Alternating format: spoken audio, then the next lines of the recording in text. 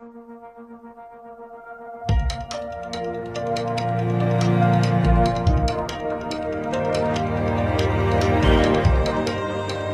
everyone, my name is Surendra Kumar and welcome to the Learning Loop online educational platform. Dear student, last session में हमने ये देखा था या last video में हमने ये देखा था कि मेरे द्वारा आपको यहाँ पर आईटी ट्रेड पढ़ाया जाएगा, ठीक है ना। तो आज हम आईटी ट्रेड के फर्स्ट जॉब रोल की बात कर रहे हैं, ठीक है ना, जो हमारा डोमेस्टिक डेटा एंट्री ऑपरेटर है, ठीक है ना। ये हमारा क्लास 9th और 10th के लिए जॉब रोल रहेगा, ठीक है। तो आज हम इसके सिलेबस पर चर्चा करने वाले हैं और ये देखने वाले हैं कि सिलेबस हमारा क्या है और उसमें हम कौन कौन से सब्जेक्ट पढ़ने वाले हैं। तो सबसे पहले हम ये देखते हैं कि जो वोकेशनल का हमारा ट्रेड है उस ट्रेड का नाम है ITITES, ठीक है ना। तो IT स्टैंड्स फॉर होता है इंफॉर्मेशन टेक्नोलॉजी, है ना, और इसको हम हिंदी में बोलते हैं सूचना प्रौद्योगिकी। आगे हम देखते हैं तो इसमें ITES लिखा होता है। ITES का मतलब इंफॉर्मेशन टेक्नोलॉजी इनेबल्ड सर्विसेज होता है। इसको हम बोलते हैं सूचना प्रौद्योगिकी समर्थित सेवाएं, ठीक है ना, समर्थित सेवाएं।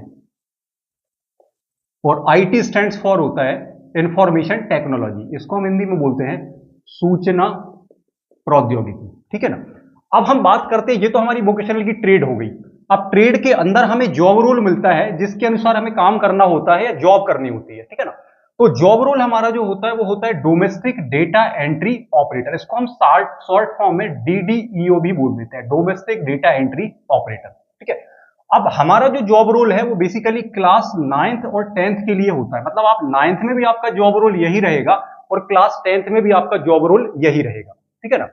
आपका जॉब रोल कब बदलेगा? जब आप क्लास 11th में या 12th में जाएंगे तब आपका जॉब रोल चेंज होगा, बट आपकी ट्रेड चेंज नहीं होगी। ट्रेड आपकी 9 से 12 सेम रहेगी, ठीक है।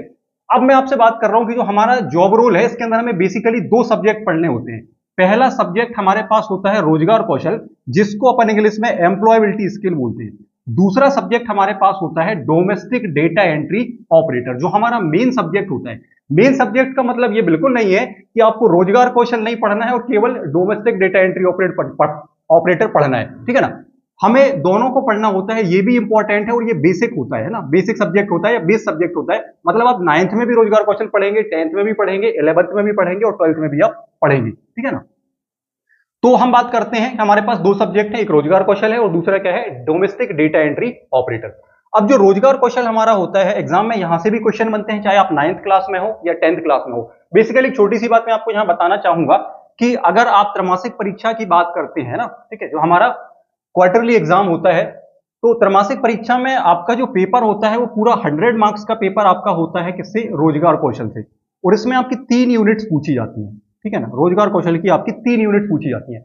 और हम हाफ ईयरली की बात करते हैं तो आपकी पूरी की पूरी 5 यूनिट शामिल करी जाती हैं और यहां से भी आपका 70% या 75% कोर्स शामिल होता है, ठीक है। तो हम रोजगार कौशल को बहुत हल्के में नहीं ले सकते हैं, ये भी स्कोरिंग होता है और यहां से भी क्वेश्चन आपके बोर्ड एग्जाम में भी बन रहे होते हैं और आपके सभी एग्जाम्स के लिए ये जरूरी होता है। तो हम बात करते हैं कि रोजगार कौशल में हमें 5 यूनिट देखने के लिए मिलती है। सबसे पहले हमारे पास आता है संचार कौशल, है ना, संचार कौशल जिसको हम बोलते हैं कम्युनिकेशन स्किल, ठीक है। दूसरा यूनिट हमारे पास सेकंड यूनिट आता है जिसको बोलते हैं स्व प्रबंधन कौशल, या इसको हम इंग्लिश में बोलते हैं self management skill. Third unit हमारा जो होता है इसको हम बोलते हैं सूचना और संचार प्रौद्योगिकी कौशल, है ना। सूचना मतलब होता है इंफॉर्मेशन, संचार का मतलब होता है कम्युनिकेशन, है ना, और प्रौद्योगिकी को हमने बोला था टेक्नोलॉजी, और कौशल मतलब होता है हमारा स्किल, ठीक है ना। फोर्थ यूनिट हमारे पास आता है उद्यमशीलता कौशल, जिसको हम बोलते हैं एंटरप्रेन्योरशिप स्किल, ठीक है ना।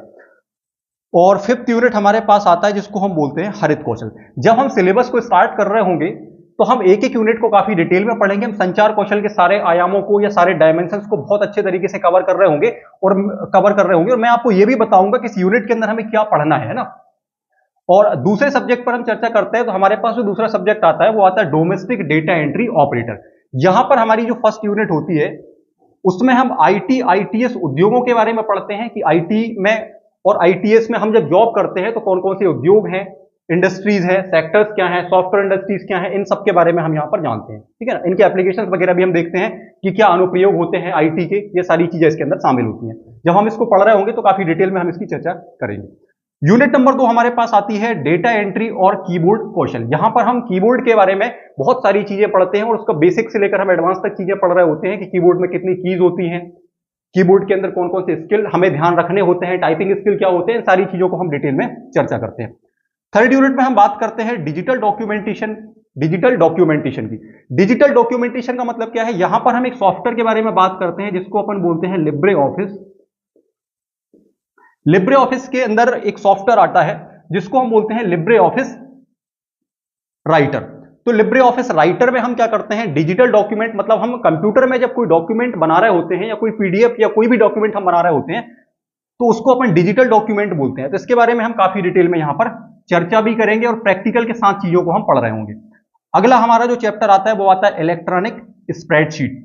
जनरली स्प्रेडशीट का मतलब आप सबको पता है क्या होता है, इसको हम एक्सेल भी बोलते हैं, है ना। इसके बारे में भी हम डिटेल में पढ़ेंगे और इसके अंदर एक सॉफ्टवेयर आता है जिसको हम बोलते हैं कैल्क, लिब्रे ऑफिस कैल्क। तो ये आपको इस चैप्टर में देखने के लिए मिल रहा होगा। और लास्ट हमारे पास यहां पर जो चैप्टर होता है उसको अपन बोलते हैं डिजिटल प्रेजेंटेशन। तो एक यहां पर सॉफ्टवेयर आता है जिसको अपन बोलते हैं Libre office Impress. Libre office Impress नाम का एक सॉफ्टवेयर आता है जिसमें हम क्या करते हैं भाई, जैसे हम पावर पॉइंट में पीपीटी बनाते हैं, सेम आप कह सकते हैं कि यहां भी हम क्या कर रहे होंगे, प्रेजेंटेशन पीपीटी के माध्यम से तैयार कर रहे होंगे। तो उम्मीद है कि आपको सिलेबस समझ में आया होगा। यहां पे मैंने क्लास 9th के सिलेबस की अभी बात करी है। अगली क्लास में हम ये कोशिश करेंगे कि हम 10th क्लास के सिलेबस को भी डिटेल में चर्चा कर रहे हैं।